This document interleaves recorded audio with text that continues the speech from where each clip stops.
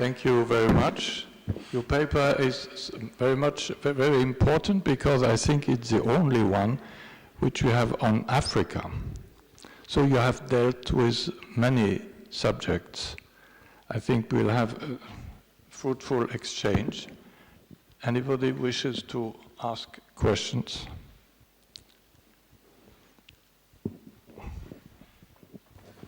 Yes, please.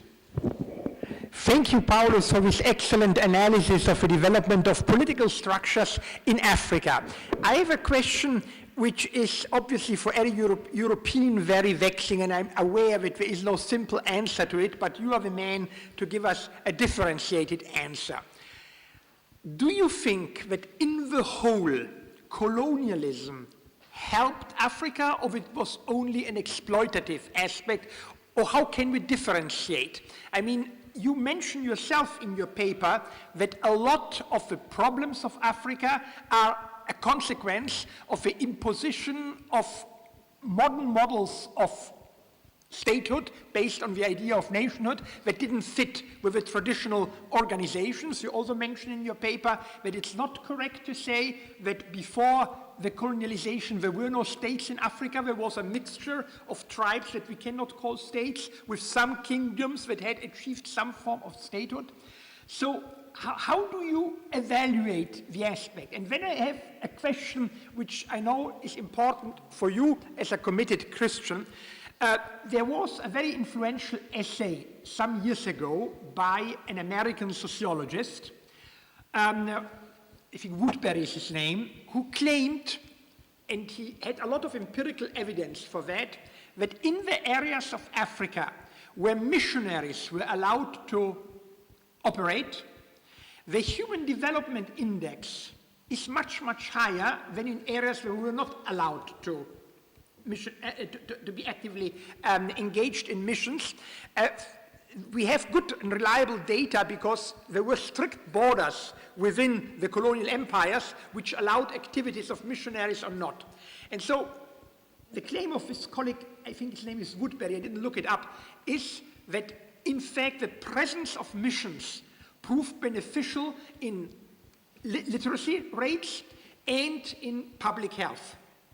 Would you confirm this analysis from your point of view, and would you say that the presence of a religious component in the colonial activities, which was in some countries stronger than in other countries, was in the whole positive for the development of Africa?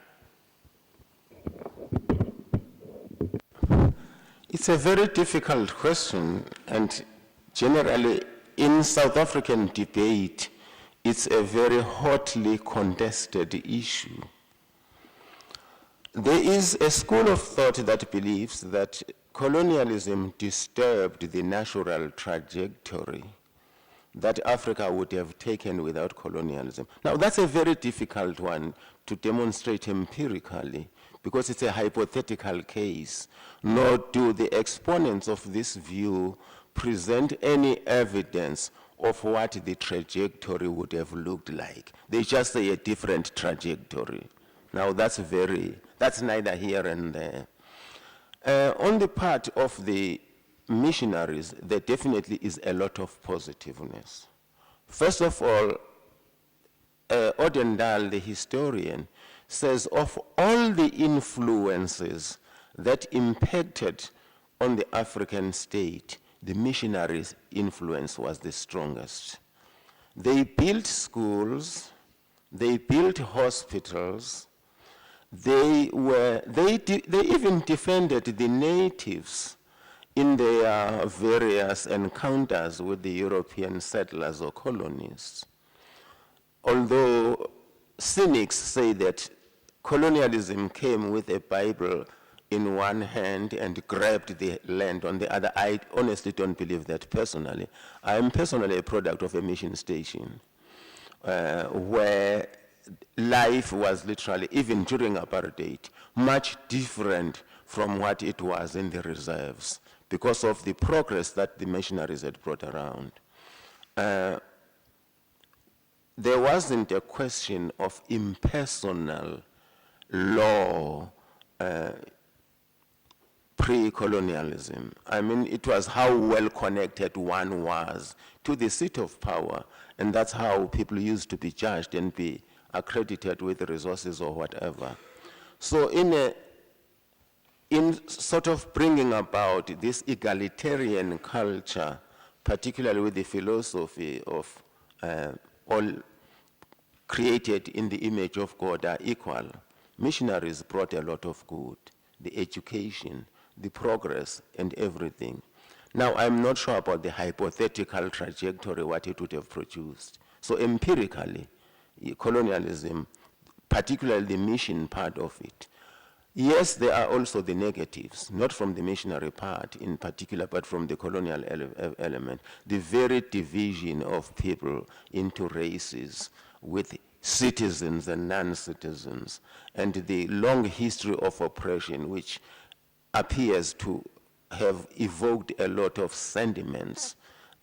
Even today, people echo these sentiments, even in South Africa, which is relatively advanced compared to the other African countries. So it's a very difficult question to answer. At the emotional level, I would be flawed. They would say no, no, no. But if one looks at the empirical level, I do not know the extent to which oppression brought the black person much more backward than he would have been had he developed, had the trajectory been natural. It's difficult, it's hypothetical.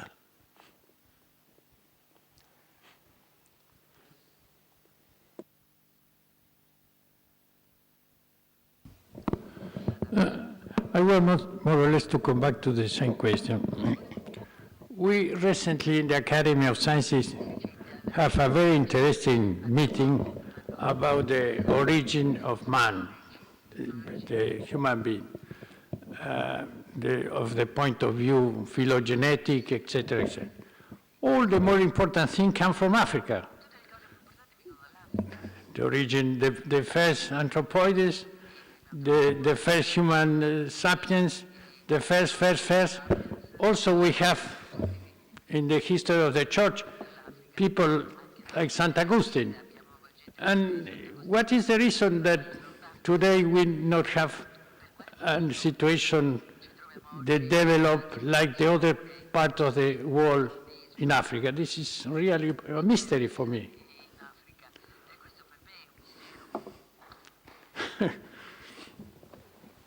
If I understand you well, you are saying that much of the good things came from Africa. Why is it now that it is not happening now? Well, I don't know. Very difficult. First of all, there isn't, and I do say here in the paper, there isn't just a uniform Africa. There is a difference between sub-Saharan Africa and what I would refer to as the Levantine part of South Africa. St. Augustine came from Hippo, and that's somewhere next to Carthage, and that's North African, and I think his heritage from the beginning was Middle Eastern rather than purely African, but I'm not very certain of that history. Now that's the first point. But I think the greatest, personally I've always thought that the greatest curse in Africa has been the curse of plenty. Because in Africa one could survive doing very little. The climate is very kind. There is very plenty of natural resources, including the soil. There might be arid areas, etc., but the bark and the animals were there. And the populations have always been very small compared to the European populations. There is always an equinox in Africa in a sense, dividing the day and night almost equally. Whereas, and this has given rise probably to some form of complacency. A good climate and good natural resources are not very conducive to hard work. And literally, there are no testing conditions. Whereas I think continents like Europe have had testing conditions, very unequal days and nights, short days in winter, long nights, etc., which I sometimes think that's why you had your Kants and your Humes. And what would have they done with all those long nights without sitting and reading? And you also had a literate culture. Now, South Africa, again, unfortunately didn't, particularly sub-Saharan Africa, with the exception of that northern part of it. They speak about the scrolls of Timbuktu. I do not know what's contained in them. But there was very little literacy. So with all those things being there, it created a certain complacency in Africa, because you could always get it. If the soil got bad, you just moved next door, migrate, some form of slow migration. I think that's just Africa's curse. Yeah. Harga. Thank you, Mr. Chairman. Paulus, allow me to make a quite ingenuous question, because thinking that the main point you consider for Africa, and I agree with you, is the exploitation of resources. It would be useful to distinguish between the end of colonization, formal and substantial. I mean, explain a bit this. I call formal colonization that is the political structure of the countries. It's established by the metropolis and administered by the metropolis, etc. Then, that if we move from formal to substantial, I mean the economic colonization, that is quite hard. It's much more easy to live away the formal than the substantial. I remember, I know during a long period, the Democratic Republic of Congo. And it was Mobutu already there since 20 years, and at the end of Mobutu, Kabila, and so on. And still, if you want to sell something, to export something to Congo, you need to ask for a letter of credit from a bank, exceptionally called BBP, that means Banque Belge pour l'Afrique, I mean Belgian Bank for Africa, and you need to embark in a shipment and in a container company from a Flemish area, and if not, you will never get a permission to export to Matadi in order to sell your own goods. Do you think that this distinction makes some importance? If I understood you well, you are saying that despite the end of formal colonization, there is still what Africans now refer to as neo-colonialism, where the colonial metropoles still exert a lot of influence. In other words, defining the life chances of Africans simply because they cannot do anything without, that's very progressive on a large scale, without depending on colonial powers.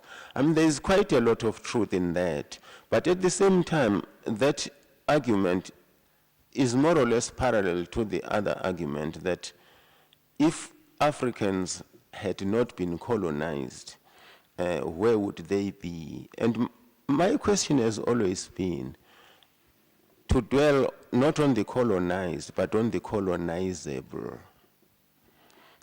What made us so colonizable? And this is part of the examination that very few Africans have ventured into, simply because the present sentiment would, I mean, if one undertook that type of exercise, one would be thought, well, what a sellout, what an un-African, what an African pessimist, etc., etc., etc. And I think going into the depth of Africa's predicament probably lies a certain measure of self-examination.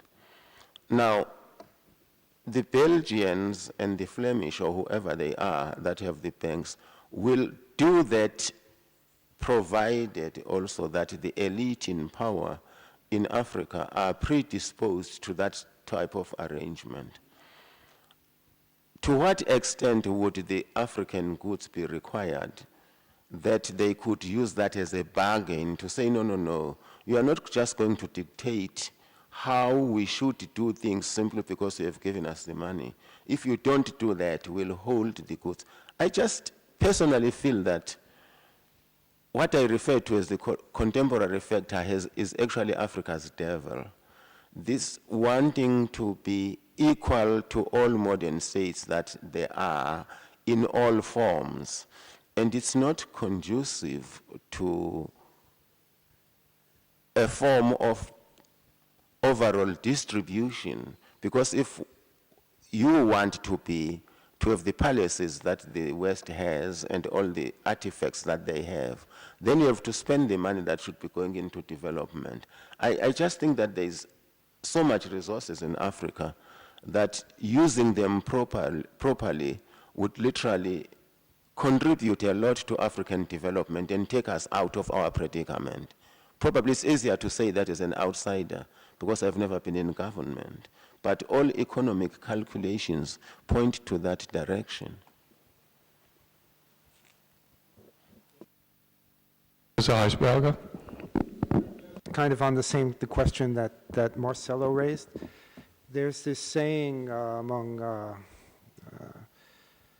political scientists studying conflict that war is development in reverse. Right? You've probably all heard that. So I'm wondering whether are rates of conflict in Africa greater historically than other places? I'm talking about intertribal warfare. Because that could, if warfare has been endemic more so than other places, that could explain some of the challenges that Africa is experiencing vis-a-vis development. Just the way that warfare sets development behind. I just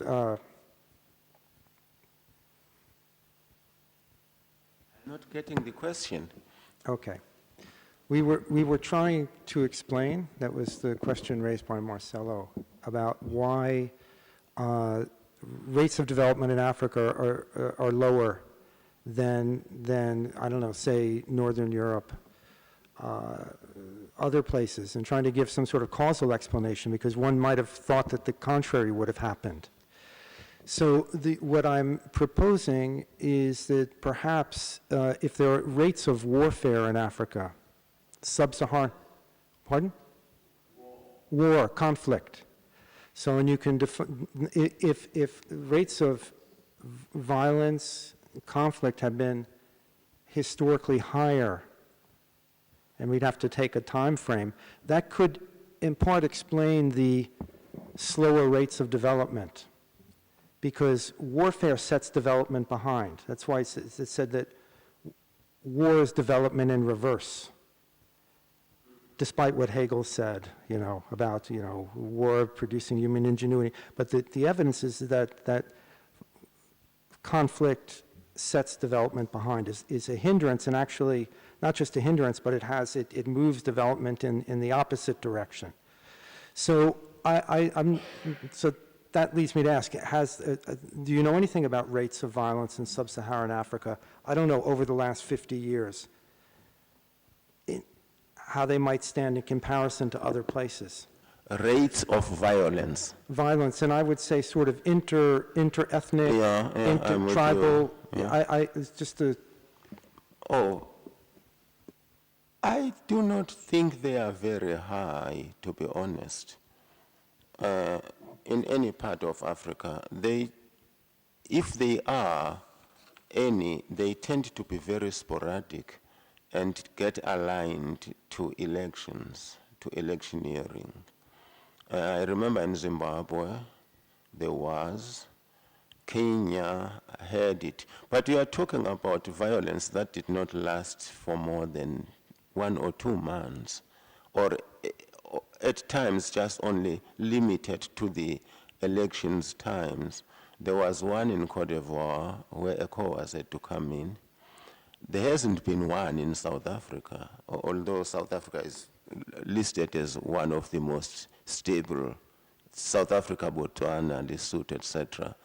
So the little conflicts that are there, even in South Africa, the protest movements are honestly extremely isolated. It's about water in a particular place, or about that where we do not have electricity, we want electricity here and there. They have never been on a large scale. So, yes, I should think that these little conflicts, if they are endemic, definitely are stifling development. But personally, I think what stifles development more in Africa than any other thing is just the absence of vision on the part of the governing elites. I think one political office is attached to personal aggrandizement, particularly crass materialism. That's number one. Number two, political, that's just in the first instance. So that there is very little vision. I cannot literally account to why South African education is still materially unequal after 25 years from apartheid, given the resources of the country. I mean, if a president could build himself could amass 250 million rands for his own upliftment or his own house, and there is a commission of inquiry now taking place. It's chaired by the Deputy Judge President of South Africa.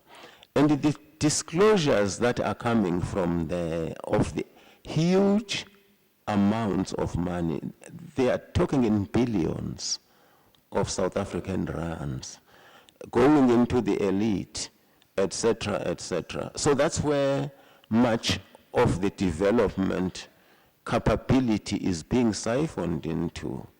The little conflicts, literally, they are not a setback. Probably they could be a mental setback or a spiritual setback, but definitely not a material setback.